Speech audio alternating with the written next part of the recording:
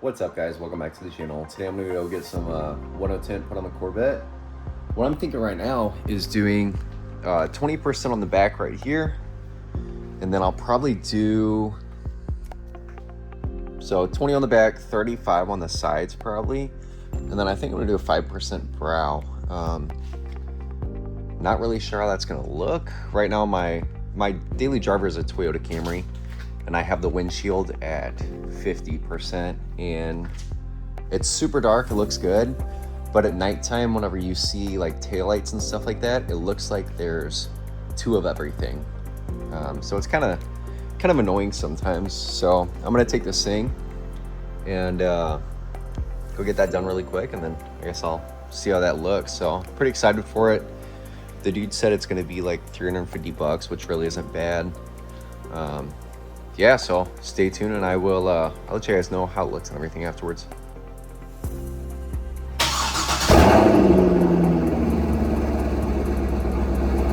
All right, guys, a little bit later in the day now. I got the car back. Got the brown on the front, it's 5%, 35 on the side, and then 20% on the back. It all came out really, really good, so super impressed. On the back hatch, the guy said he had to redo it like 2 or 3 times. Basically what he did was the top part up here, it's actually a piece of vinyl. Whenever you're sitting in the car, you can't even see that anyway. So there's vinyl up there, and the rest of it's tint.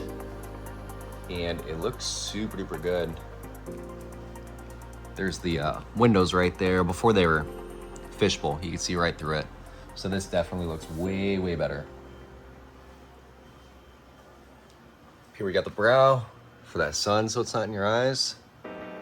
Looking super good so far. All right, so what I'm gonna do now sounds kind of stupid. I was gonna get headers for the car, but apparently headers melt a lot of the stuff under the car, especially the spark plugs. So what I think I'm gonna do is keep the stock headers for now, and then gut the cats. So I'm about to start the process for all that stuff. I probably won't get done with it today. I think today I'm going to get the car up in the air, take off the stock mid pipes right there where the cats are. I'm probably gonna gut them today, but I don't think I'm gonna get it all put back together today, just because I'm waiting on some defowlers for the O2 sensors. Basically what a defouler does is if you gut the cats, your O2 sensor is gonna read that your cats are inefficient, so it's gonna start throwing some codes. The defowlers are like a spacer in between the O2 sensor and your cats, so that when you're running the car, it doesn't detect a fault error with the O2 sensor, which means that you can run catless and you won't have any codes or anything like that. A lot of people do it after they get headers and stuff like that. So still waiting on those. It'll be a couple days. Yeah, right now I'm just gonna get the car up in the air, take those off, and then maybe gut the cats today. Probably not gonna get all put back together.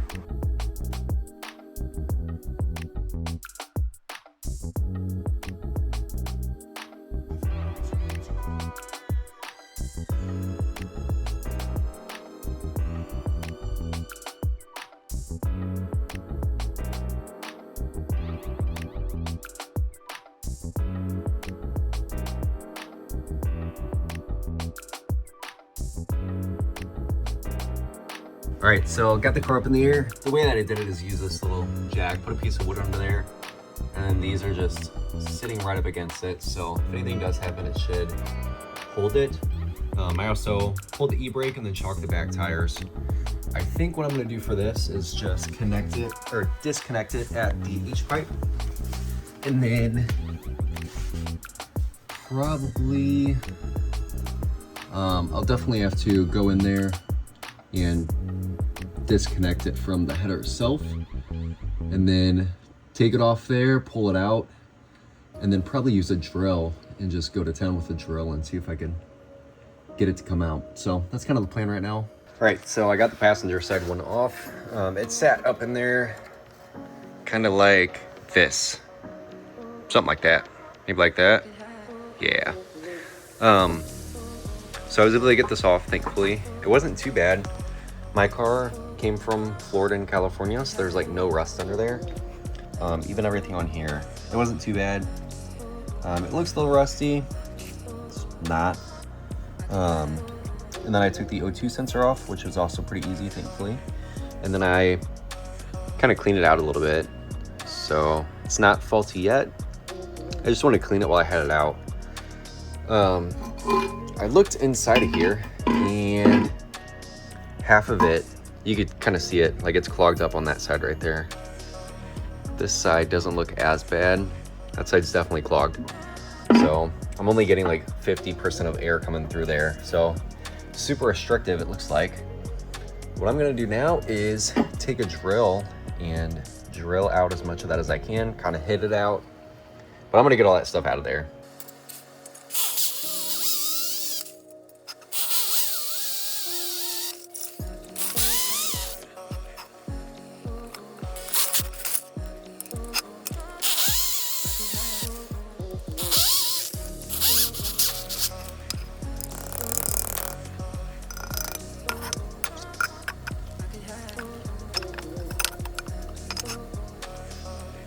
All right, apparently this works the best with the spade bit. I just had this bit laying around because I drilled holes in my concrete for a drainage issue, but I mean, I made it all the way through. So I've got a couple little holes in there. What I'm gonna do now is just try to use the hammer and hit out as much as I can.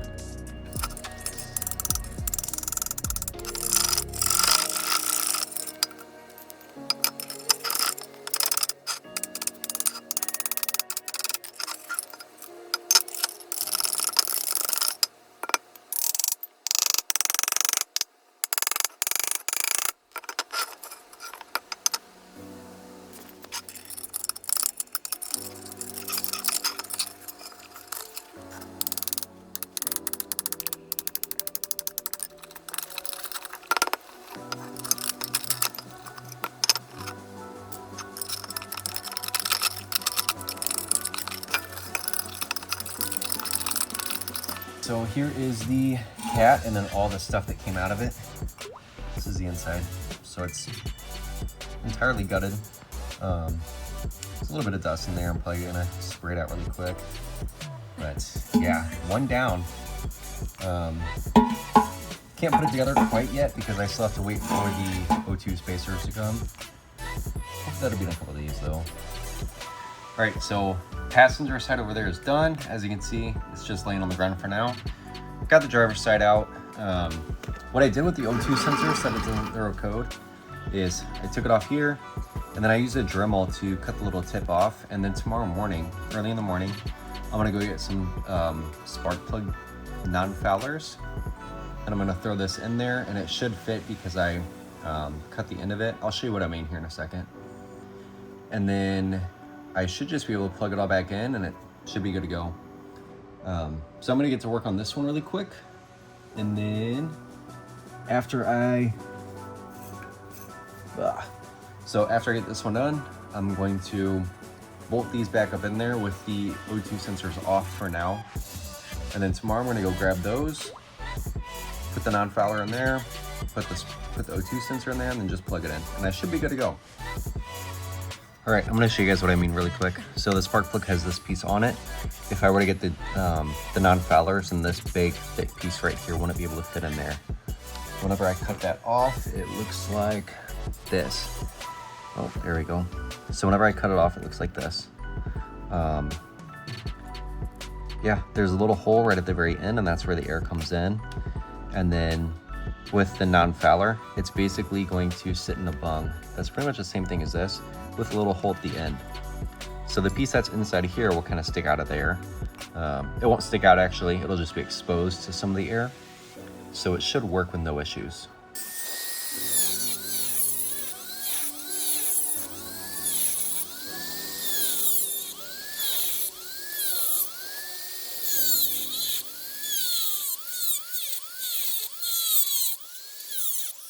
All right, so after you cut it off, this is what it looks like. So basically this thing just sits right over the top like that.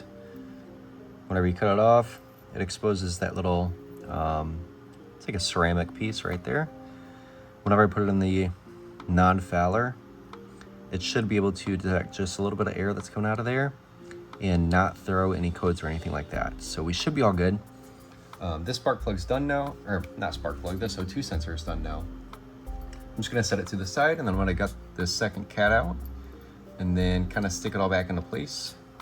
And then tomorrow get the non-foulers, do all that, and we should be good after we get the non-foulers and everything tomorrow.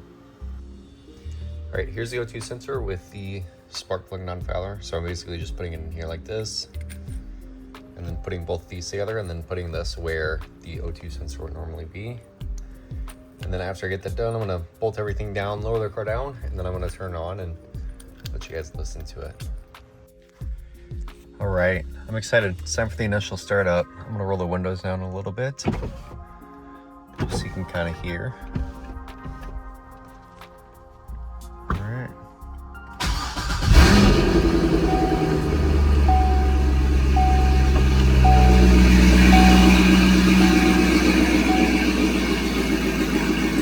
Jesus, that's loud.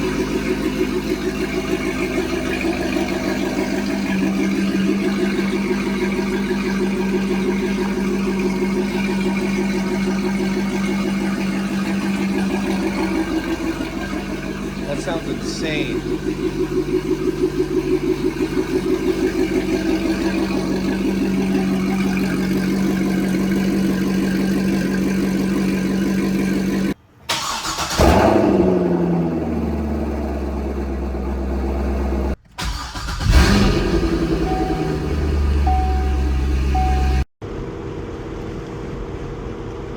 This sounds so much better now, especially using the paddles. Listen to this decel really quick. Jeez.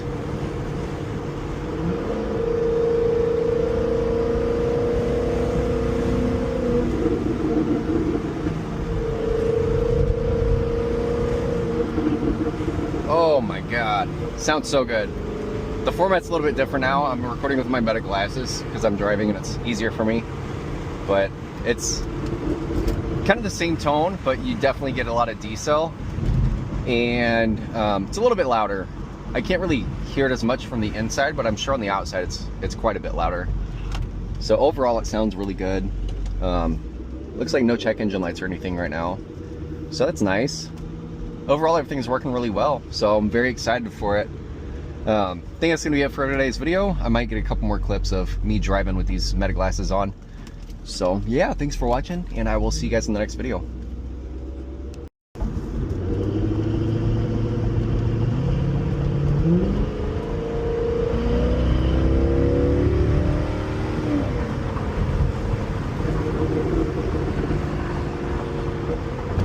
Maybe I am gonna talk a little bit more.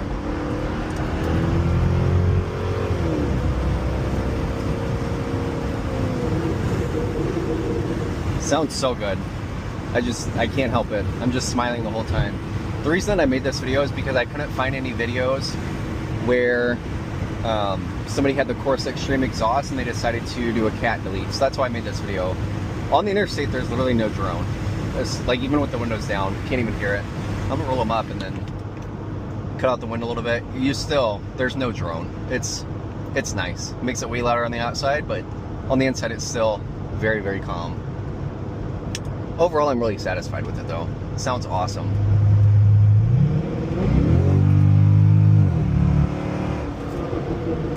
It just sounds incredible. Oh man, so excited. All right, I think this is actually gonna be it now. So thank you guys for watching. Subscribe for some more, and I will see you guys later.